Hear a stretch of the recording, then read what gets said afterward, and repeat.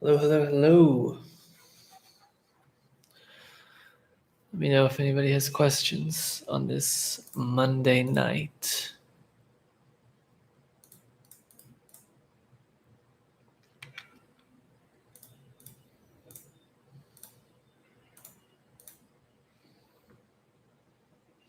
Daniel Rad. Pleasure. Hope you're well from Panama. Thanks for tuning in. Let me know if you have a question that I can answer. It would be of service to anybody else as well. Hello, Kunal.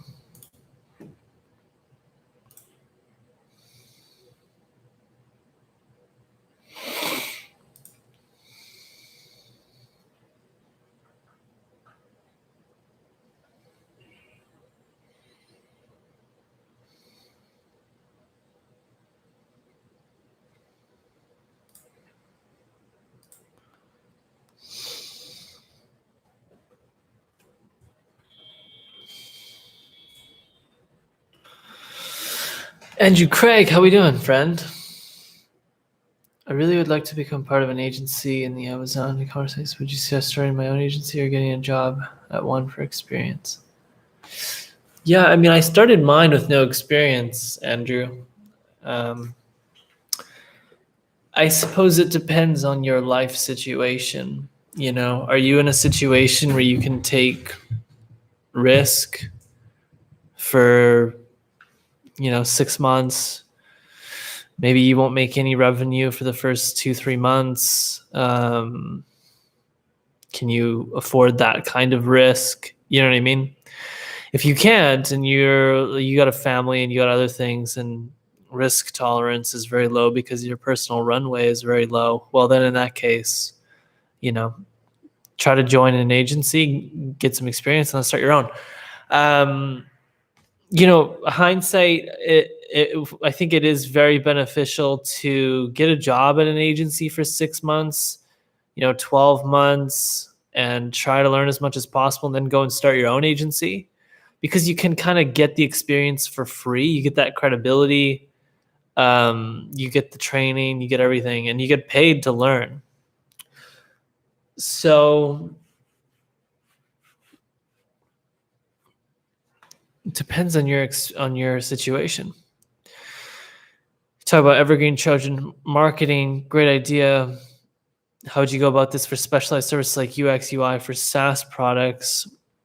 Good question.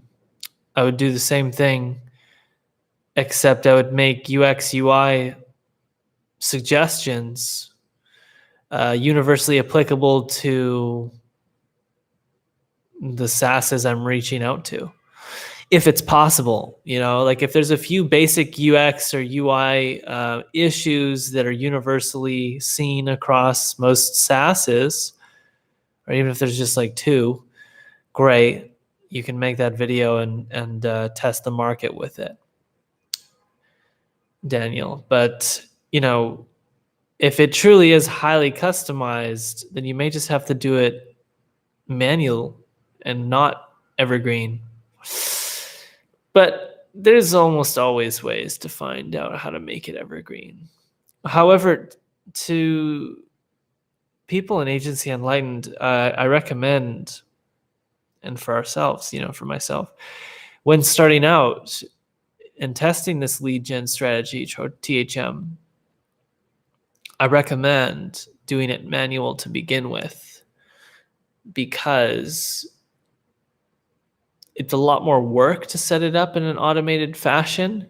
And if you've never done something like it before, or you're not confident in your abilities to build it, like, it's not hard, but if you're not confident in your abilities to do it, test it manual, because it's faster, it's easier, and you get to test the market. And if it works manual, then go and automate it. It's kind of the consensus that I would recommend. Yeah.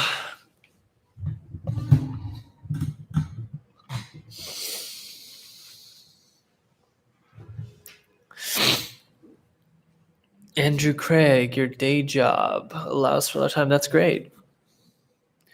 It's also slightly concerning to me that people in Better AMS are similar. uh,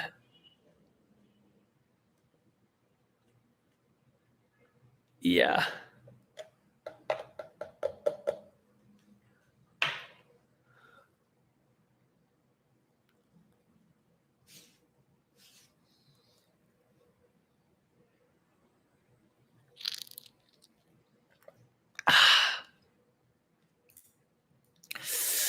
Let me know if the 6 friends, any of you 6 friends, have any questions.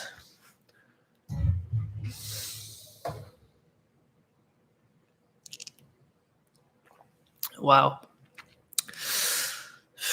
Drinking this like beetroot juice, it is intense.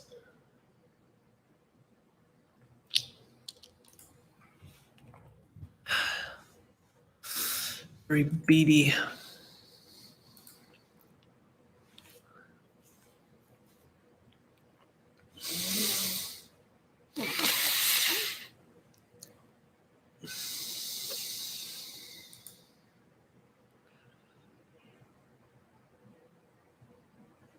Why did you guys not give a thumbs up? I would if I could to myself, but I cannot. That's my reason.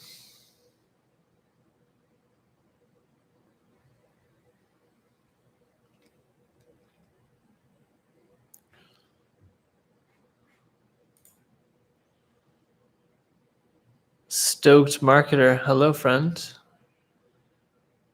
It's me.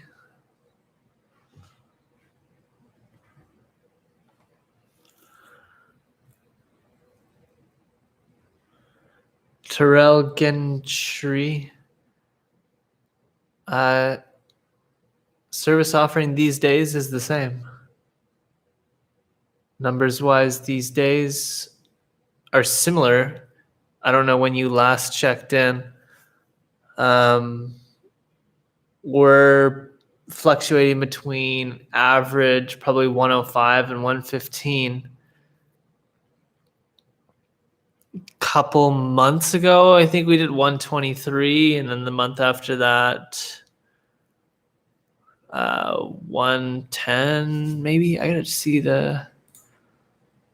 Let's see. I know last month's was 101, 102. Margins are also fluctuating heavily. What's up with your breathing? Yes, nasal issues. I'm actually going to the doctor tomorrow. Can't breathe through my nose. It's unfortunate.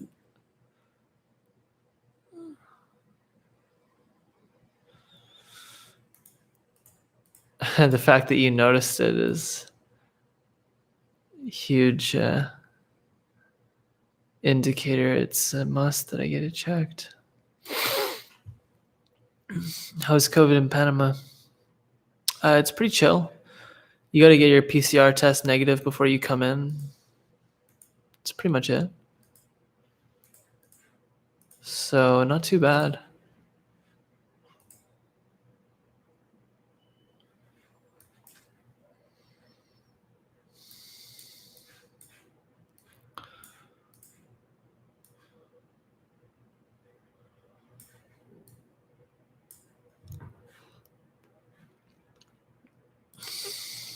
Thank you, friend.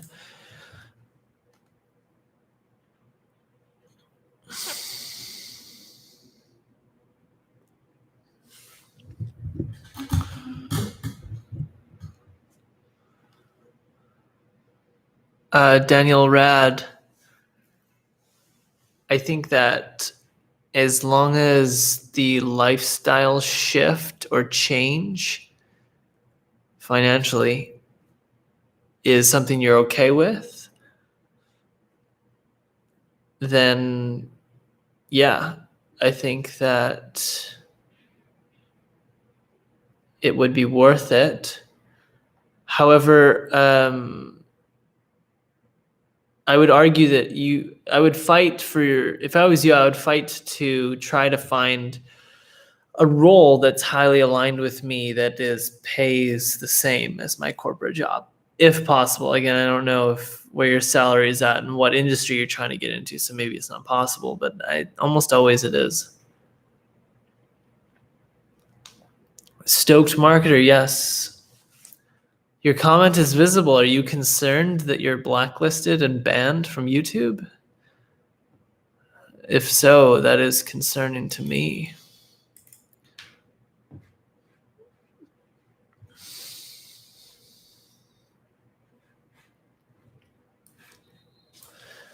I'm uploading a video as we speak.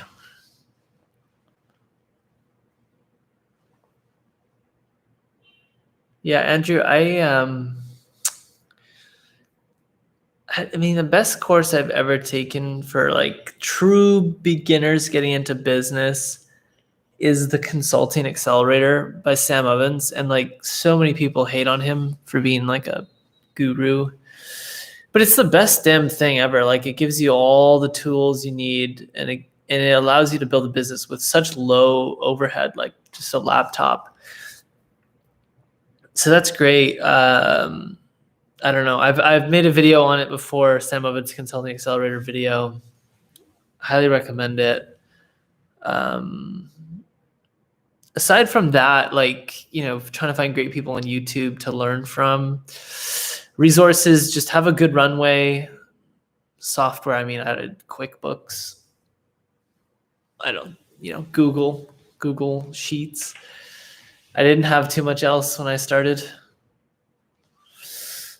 But yeah, if you're considering starting something, you want to start a business that has pretty much no overhead or no upfront cost to start, agency is a great model, and I recommend the Consulting Accelerator by Sam.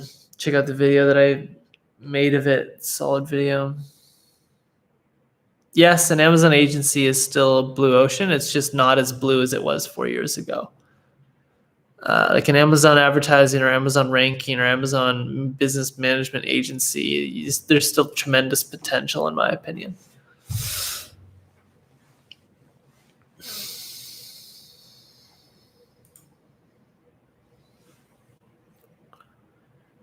Terrell, I've made lots of videos on client acquisition. Maybe I've never specifically spoken about Better AMSs, but typically if I'm making a video about a client acquisition process, it's because Better AMS does it.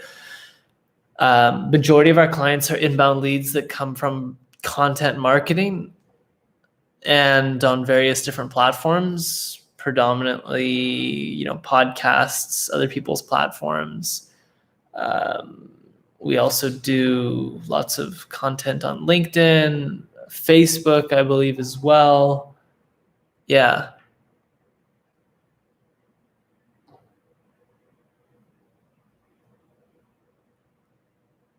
Partners. I've done one CXL course. Yes.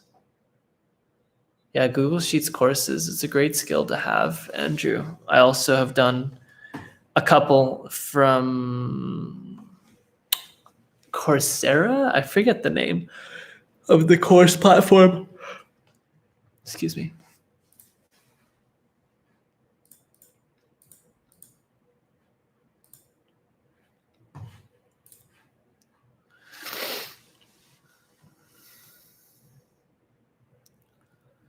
Foresty, yes, you can.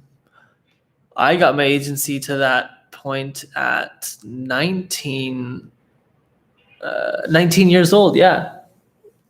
I mean, I wish I would have started when I was 16.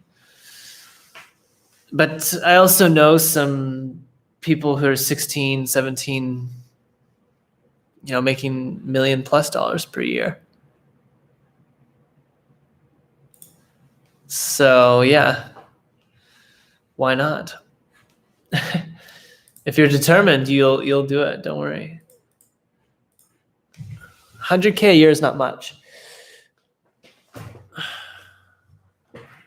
100K profit is still not much.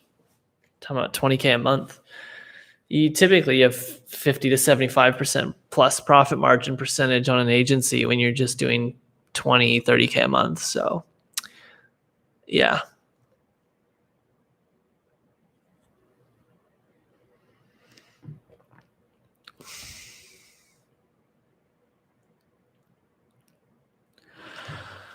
Daniel, I think if you have never ran an agency or led teams, don't try to raise money. Do it bootstrapped because you can go pretty fast.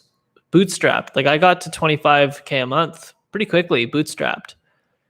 And also I could have raised capital then. Like I started this agency, and within like after I decided on the niche, after 2 months, signed first client for 4,000 a month. 30 days later, or maybe it was 2 months. Yeah. 2 months after, 3 months after starting, I was at 10K a month. And then we got to 20K a month, probably by the end of the year, definitely. And so, at that point, I could have went to investors and been like, hey, invest in me. And could have raised a lot more capital for a lot less equity or a lot more debt. But I wouldn't have done it anyways because at that time I had no idea where to put the money. And now that we've experienced enough pain and I've ran the business long enough, like I know where we would put the money. So bootstrap until you feel like you truly know what you would do with the capital. Like I know what we would do with $500,000 if we got it. I know what we would do with $1 million. I know what we would do with it. I never knew it for the longest time. For 3-4 years, I never knew what we would do with that capital. 2016, 2017, 18, 19, majority of 2020. It took about 5 years. And the reason why it took so long is because the agency was actually kind of born in October of 2019, in the sense that that's when I got really serious about it and got serious about the idea of people and culture. And I also got very lucky in Destiny, who's now my partner, who was our second hired account executive. So where would I go for raising capital? Well, I mean, raising capital, dude, in our industry is the easiest thing ever. There was like $1.3 billion raised amongst all these Amazon aggregators when we were in Las Vegas at the Prosper Show. So it would not be difficult. We know enough people in the industry where we could make some phone calls. We have a good enough brand reputation. We've had multiple people ask if we're willing to sell the agency. I would make some phone calls and tell some people and ask for some referrals. When will you be launching agency? Like no specific date. Working a lot in the agency right now. Just probably this year is the best I can say. I'm a tech exec.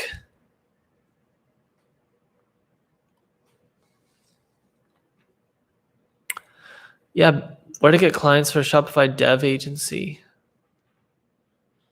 I mean, it starts with who's your ideal client, Terrell. It always starts there. I can't tell you unless you have an idea on who that person is, and it better be specific. Otherwise, it's going to be difficult for you to find a lead gen, find and build a lead gen system that works. I can't give too much advice on growing a tech agency. I've never built one myself, but I have lots of videos talking about how to run an agency. Tech agency, all the same in the sense that like it is a service-based business, assuming you're talking about programming for people. So yeah, Mr. Luke Voigt, if I'm pronouncing your last name correctly, if I remember it. Yeah, I remember you, brother. Unlock your prime. I can't forget your profile picture since it hasn't changed. Somebody sent me a book today. I posted on Instagram story. Let me see what it was. I read it. It was okay. I liked it. There was a few quotes in it.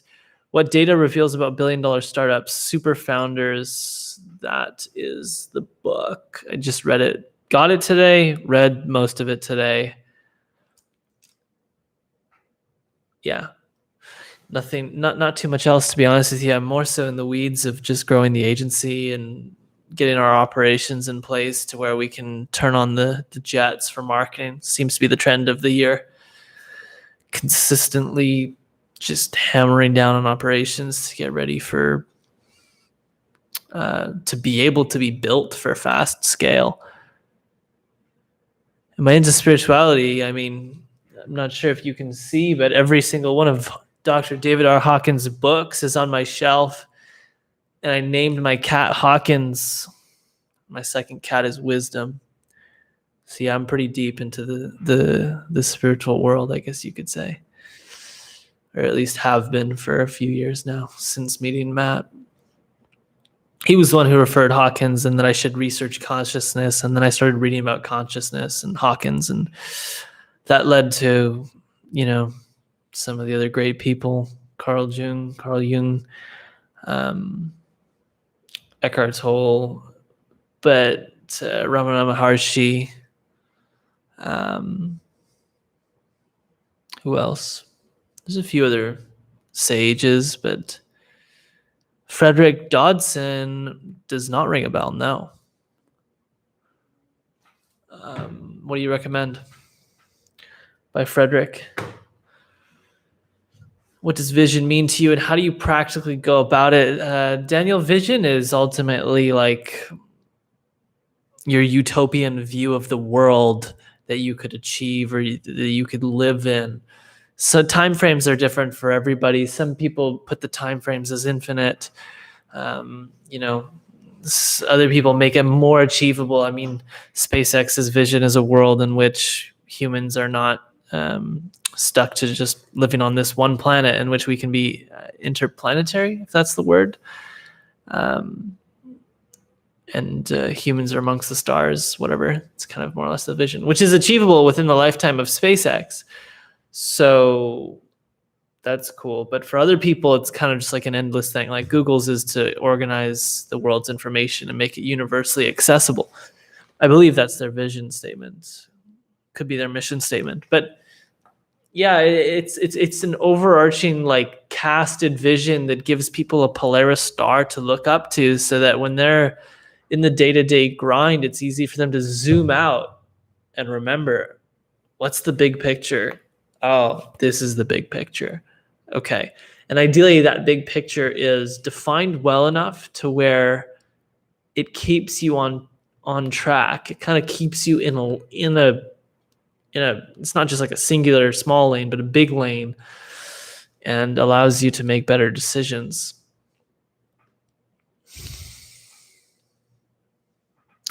Parallel Universe of Self by Dodson. Okay. Blow my mind. I had my mind blown by Mind Over Matter by Dawson Church, which Matt recommended, and that was pretty mind-blowing. Parallel Universe of Self.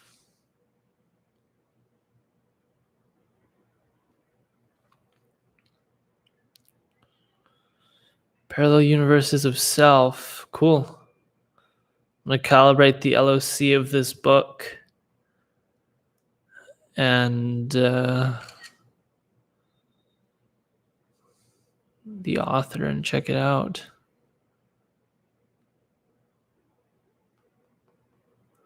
For now, I've added it to my cart. Oh, thank you for sending it in Facebook. Similar train, more practical. Cool. Cool. What's up with you? How's your agency, Luke? What do you think is the best content strategy to establish yourself as a thought leader? Yeah, I think that, to be a thought leader, as quickly as possible. Email newsletter, definitely no. And just let me explain my logic as to why. It's private. To see the newsletter, you have to sign up. Not everybody's willing to sign up. So the best median for thought leadership. Even podcast is great because you're speaking on other people's platforms and you're seen as someone who's, leading the direction of the conversation, or you're giving the value. You're the expert, more or less, on the podium of someone else's platform. So you can leverage social proof and association bias, which are powerful biases that work very well to position yourself as a thought leader. But I think really, speaking on other people's platforms, it could be in person, it could be online through podcasts or different interviews, YouTube interview, Zoom interview that's shared everywhere. Could be a live Q&A in a giant Facebook group full of members, speaking as much as possible on other people's platforms, and then producing high quality content on social, in my opinion, is the ultimate strategy. And I've seen this play out for myself and my partner. I did it for myself, became a thought leader in the space, didn't want to be the thought leader anymore, and kind of passed the baton on to my partner, who at the time, nobody really knew who she was. And she was able to establish herself as a thought leader very quickly. I mean, granted, she had somewhat of a head start because she was able to leverage some of the contacts I had that could get her on podcasts. But the majority of it was just her, putting in the work to put out quality content, speak on every speaking engagement that she possibly can, and consistently connect with new people on LinkedIn to build up her following and get it to like a critical mass state. So yeah, that's a great question. And I think thought leadership is an ultimate lead gen strategy. It's like the ultimate long-term play, because once positioned as a thought leader, to stay there and maintain it is not too difficult. To get there is harder than to maintain it, in my opinion. Some people may argue that. Yeah.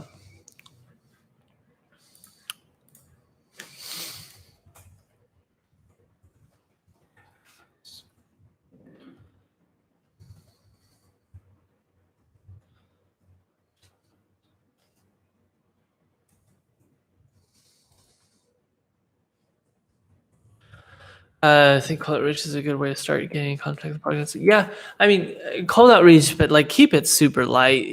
Don't try to these are people with platforms, and traditional outbound, like good outbound sales, is not a one-shot approach.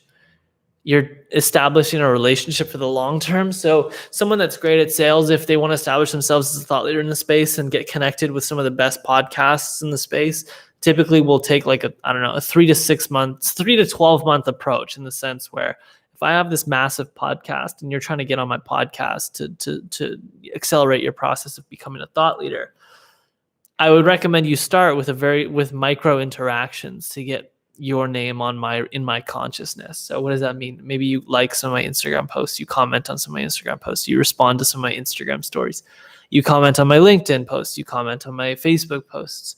You're engaging with my content that I put out frequently enough to where I will begin to recognize who you are. Then maybe you send me a DM, you say, hey, I love your content, just wanted to say keep it up. Great. Okay, and you do this and you drop these touch points over a 3 to 6 month period, and you develop the relationship further, and you try to get it deeper and deeper without trying to force it too quickly. I mean, that's ideal. But you got to know when to pull the trigger and to try to push the conversation forward to something that is related to speaking on the podcast. But the best way is through reciprocity. I mean, if you have your own podcast or your own show, or your own thing of value that you can offer to this person, and you want to have them on your platform, typically they'll reciprocate.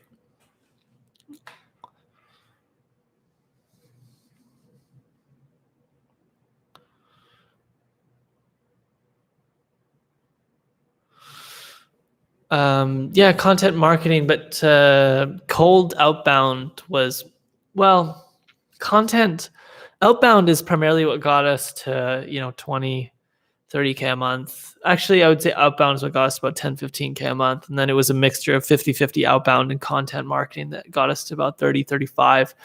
And then it's been predominantly content that's taken us from, 35 to 115, 125. So, yeah. Friends, I'm going to post this agency vlog number 1 video on YouTube right now.